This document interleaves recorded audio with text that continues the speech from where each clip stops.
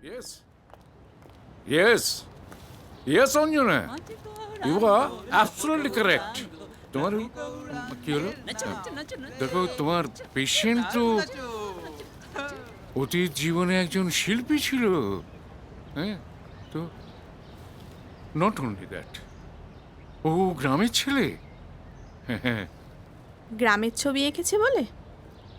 না না, ঠিক তা নয়। দেখো, ও যে অ্যাঙ্গেল থেকে ছবিটা ধরেছে, এটা গ্রামে বন্যান বটাম না হলে তো সম্ভব নয়। হ্যাঁ হ্যাঁ, বুঝলাম স্যার। হ্যাঁ, হি ইজ এডুকেটেড টু।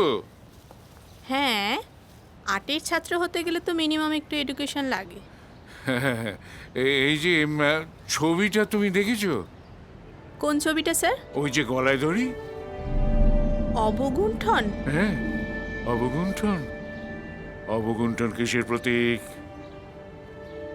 পারলি না তো? আসলে ঘুমটা হলো লজ্জায় মুখ ঢাকার প্রতীক। স্যার, ওই বাঘছাল পরিহিত অর্থনগ্ন শিবকে দেখে মা মেনকা ঘুমটা দিয়েছিলেন। সেই থেকেই তো আমাদের সমাজে ঘুমটা দেওয়া রীতি। কিন্তু এখানে মানে এই ছবিতে ওই তো ওই তো ওই সামাজিক লজ্জার হাত থেকে বাঁচার জন্যে আত্মহননের পথ বেছে নিয়েছে। তাই তো এই ছবির নাম অবগুণ্ঠন। অবগুণ্ঠন। What an exceptional idea! আসামি কিছু স্বীকার করলো? না, একই কথা বলছে। এটা জিতে টাকা আছে ভেবে ছিনতাই করেছে। ভোজালিতে রক্তের চাপ? শোভনা দেবীর রক্তের সাথে মিলে গেছে। হাতের চাপ? ভোজালিটা অনেক হাত ঘুরেছে, তাই আলাদা করে কোনো হাতের চাপ পাওয়া সম্ভব ছিল না।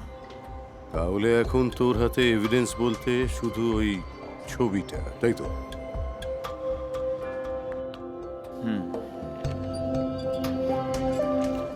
ভাবছি কাল একবার ডক্টর অঞ্জনার সঙ্গে দেখা করতে যাব।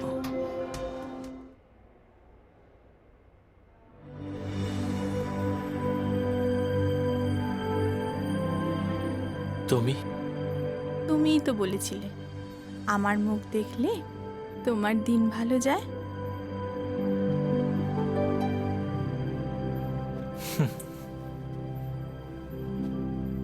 তাই তো গুড মর্নিং জানাতে এলাম। তাই গুড মর্নিং। দেখো, তোমার পেশেন্ট তো অতীত জীবনে একজন শিল্পী ছিল। হ্যাঁ, হি ইজ এডুকেটেড টু। কি দেখছো?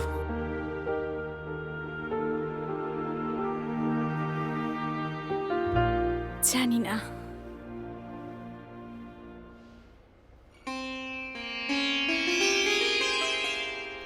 একটুকু ছোঁয়া লাগে, একটুকু কথা শুনি, তাই দিয়ে মনে মনে রচি মম ফাল্গুনি। একটুকু ছোঁয়া লাগে, একটুকু কথা শুনি, তাই দিয়ে মনে মনে রচি মম ফাল্গুনি।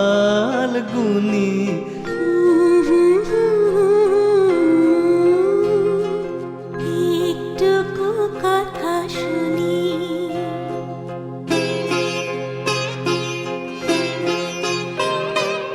কিছু পলাশের নেশা, কিছু বা চাপায় মেশা, কিছু পলাশের নেশা, কিছু বা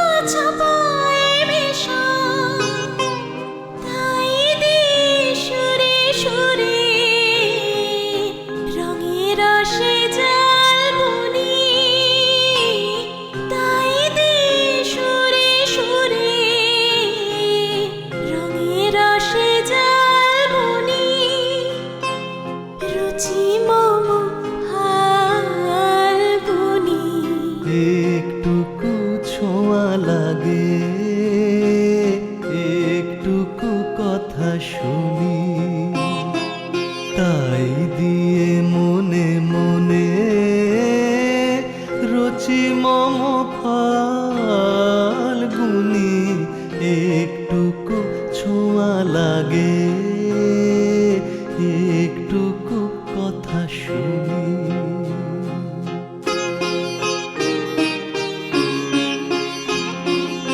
যেটুকু কাছেতে আসে ক্ষণিকের ফাঁকে ফাঁকে,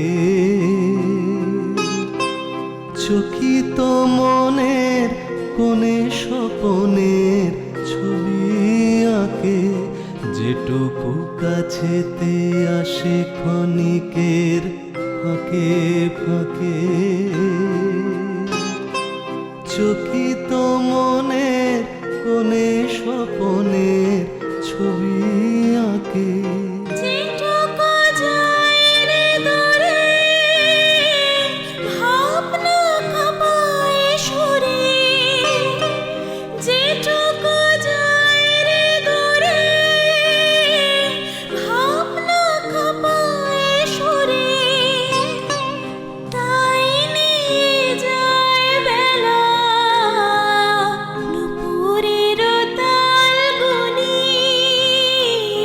তাই নিয়ে যায় বেলা, নুপুরের তালগুনি।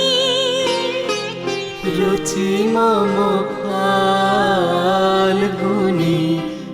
একটুকু ছোঁয়া লাগে,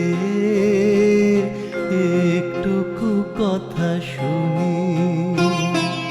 তাই দিয়ে মনে মনে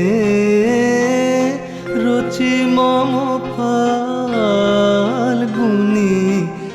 একটুকু ছোঁয়া লাগে, একটুকু কথা শুনি। আপনি? হ্যাঁ, আমি কালীপুর থানার ওসি প্রতাপ দত্ত। শোভনা দেবীর মার্ডার কেসের ব্যাপারে ডক্টর অঞ্জনার সাথে একটু দরকার আছে। ওই তো উনি এসে গেছেন। আপনি আপনাকে একবার থানায় যেতে হবে। থানায়? একটা রক্তমাখা ছুরি পাওয়া গেছে। হোয়াট? ইয়েস, সেই রক্তের সাথে শোভনা দেবীর রক্তের মিল আছে। আর একটা ছবি পাওয়া গেছে কার ছবি? আপনার। Madam, Pratap Babu, once upon a time I was a dancer. Yes, I know. Shakuntala Dushmanta dance ড্রামার এটা একটি দৃশ্যের ছবি, আর এর বাকি অংশটাতে দুষ্মন্তের ছবি আছে। ও মাই গড। এনিওয়ে, চলুন দেখুন তো লোকটাকে চিনতে পারেন কিনা। আসুন ওকে। আসুন ম্যাডাম, এদিকে আয়। আয় আয়। দেখুন তো ম্যাডাম, একে চেনেন কিনা? কে? চেনো? এর কাছ থেকে অ্যাটাচিটা পাওয়া গেছিল। না, আমি একে আগে কখনো দেখিনি। দেখলেন তো স্যার, বললাম আমি খুন করিনি। শুধু শুধু মাইরে কি ক্যালানটাই না ক্যালালেন। কি গো বন্ধু, তোমার হলো? আমার কিন্তু ওই গাড়িতে বসে থাকতে একা একা একদম ভালো লাগছে না। হ্যাঁ, যাচ্ছি, চলো। স্যার স্যার এই মালটার কাছ থেকে তো আমি অ্যাটাচিটা চুরি করেছিলাম স্যার। কথা বলছিস? প্রতাপ বাবু, স্যার মা কালী দিবি বলছি স্যার। স্যার আমি সত্যি কথা বলছি স্যার। স্যার এই মালটার কাছ থেকে আমি চুরি করেছিলাম sir. Sorry madam, I am extremely sorry. Sir চুপ! আপনারা এখন আসতে পারেন। রাবিশ, চলো।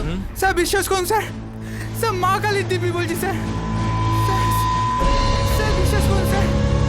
স্যার বিশ্বাস করুন স্যার, আমি সত্যি কথা বলছি স্যার। স্যার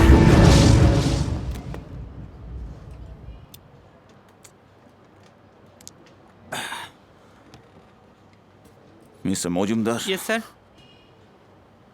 মার্ডারটা কত তারিখ হয়েছিল? 13 তারিখ স্যার। 13 তারিখ? সালা চোর বলে কি সত্যি কথা বলার কোনো অধিকার নেই নাকি? হ্যাঁ মানছি আমরা মিথ্যা কথা বলি, তবে সালা দু একটা সত্যি কথাকে আমরা বলি না। বিশ্বাস করুন স্যার। যা বলছিস ভেবে বল। হ্যাঁ স্যার, মরা মায়ের দিব্যি বলছি স্যার। কবে ছিনতাই করেছিলিস, কোথা থেকে করেছিলিস? ওই বড় রাস্তার ধারে স্যার। কত তারিখ ছিল? স্যার কি যে বলেন স্যার, আমরা হলাম ছিনতাইবাজ, ওসব তারিখ মারিখ কি। হ্যাঁ স্যার, ওই 13ই আগস্ট স্যার। 13 তারিখ? ঠিক করে বলছিস তো? হ্যাঁ স্যার, তার ওই দুদিন পরেই কেলোটা খালাস হয়ে গেল। কেলো? কেলো কে? আমার চেলা স্যার, ট্রেনে ছিনতাই করতে গিয়ে খালাস হয়ে গেল। সেদিনটা ছিল 15ই আগস্ট, স্বাধীনতা দিবস। স্বাধীন হয়ে গেল তার দুদিন আগে। হ্যাঁ স্যার, 13ই আগস্ট।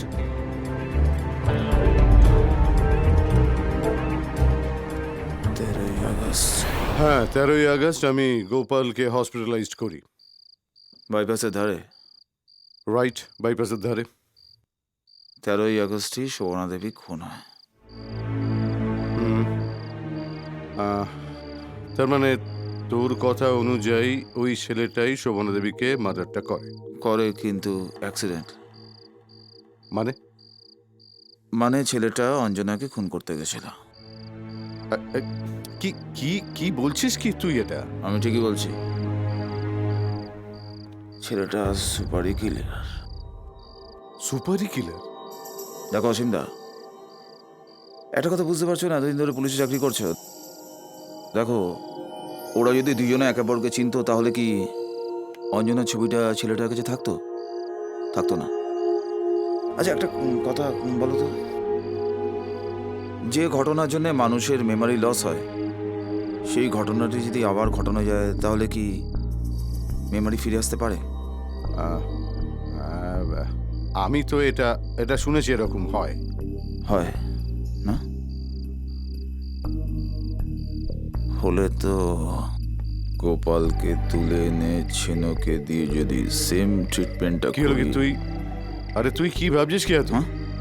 না না কি ভাবছিস এত তুই? না কিছু না, আমি একটু যাচ্ছি, তোমার সাথে পরে কথা হবে। এই আরে এই প্রতাপ, এই এই ভয়ের কিছু নেই, সিজন চেঞ্জের ফলে এই ফিভারটা এসেছে। রাত্রে একবার যদি আসেন ভালো হতো। ঠিক আছে, নার্সিংহোম থেকে ফেরার পথে আমি একবার ভিজিট করে যাব। ঠিক আছে। হ্যাঁ সিস্টার বলুন। ম্যাডাম, প্রতাপবাবু এসে গোপালকে নিয়ে গেছেন। হোয়াট? উনি কারোর পারমিশন ছাড়াই ওনাকে নিয়ে চলে গেলেন। রামশরণ, ঠিক আছে আপনি রাখুন, আমি দেখছি। হ্যাঁ আপনি রাখুন, হ্যাঁ আমি দেখছি। মনে থাকে যেন। আপনি একদম চাপ নেবেন না স্যার। হ্যালো অসীম বাবু, হ্যাঁ আমি ডক্টর অঞ্জনা সেন বলছি। হ্যাঁ আপনি প্লিজ একটু কালীপুর থানায় আসুন। হ্যাঁ হ্যাঁ কালীপুর থানা।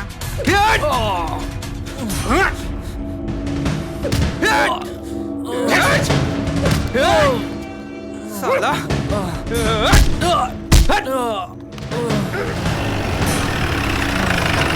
Oh, stop it! You scoundrel!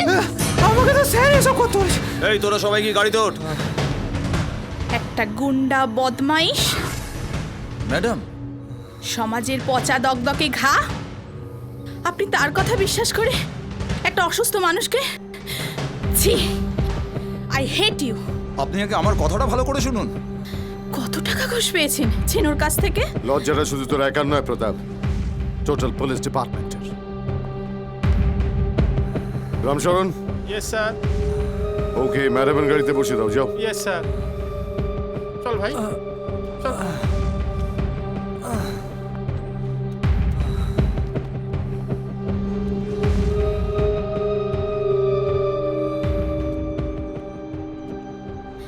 And you, প্রতাপ দত্ত, যে পোশাকের জন্য আপনারা তো অহংকার, I doctor Anjana Sen promise you, এই পোশাকটা একদিন আপনার গা থেকে আমি নাবিয়ে নেব।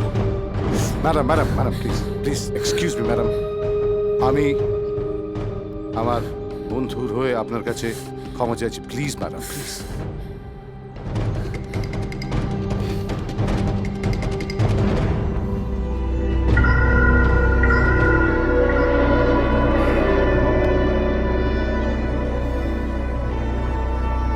প্রেমে পড়লে মানুষের কাণ্ডজ্ঞান থাকে না, কথাটা সত্যি। অসীমদা, অসীমদা বিশ্বাস করো, আমার কোনো খারাপ উদ্দেশ্য ছিল না। আমি চেয়েছিলাম যে মার খেয়ে ওর যদি স্মৃতিশক্তি ফেরে, মানে শক ট্রিটমেন্ট। আর দ্বিতীয়ত দেখো, অঞ্জনার সামনে ও যদি পাগল সেজে অভিনয় করে তাহলে তো অঞ্জনার বড় বিপদ। Jealousy, it's out of jealousy. অসীমদা, প্রেম মানুষকে ভালোবাসতে শেখায়, হিংস্র হতে শেখায় না। And I'm really ashamed of you. অসীমদা, অসীমদা।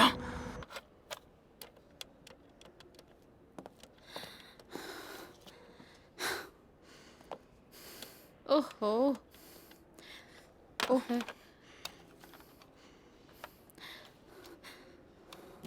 কি হয়েছে অঞ্জনা? তোমার সঙ্গে আমার একটা দরকারি কথা আছে। Okay madam. বলো। আমি গোপালকে বিয়ে করতে চাই। হোয়াট? ট্রিটমেন্ট করতে গিয়ে যতদূর বুঝেছি ও গ্রামের ছেলে, গুড পেন্টার আর্টিস্ট, এডুকেটেড আর বুদ্ধিদীপ্ত, কিন্তু ও তো patient of a loss of memory. কিন্তু ওটুকুনি বাদ দিলে ও তো একটা নর্মাল মানুষ। কিন্তু প্রতাপের কথা যদি সত্যি হয়? ভাগ্য। কি বললে? ভাগ্য? ইয়েস, তোমরাই তো বলো জন্ম মৃত্যু বিবাহ নাকি বিধাতার নির্দেশ। তাই বলে বেশ, তো যদি বিধাতার নির্দেশ না হয় তাহলে এ বিয়ে হবে না, বন্ধ হয়ে যাবে। জানি তুই এখন বড় হয়ে গেছিস, ভালো মন্দ বোঝার ক্ষমতাও হয়েছে তোর, তবুও বলবো আর একবার ভেবে দেখ।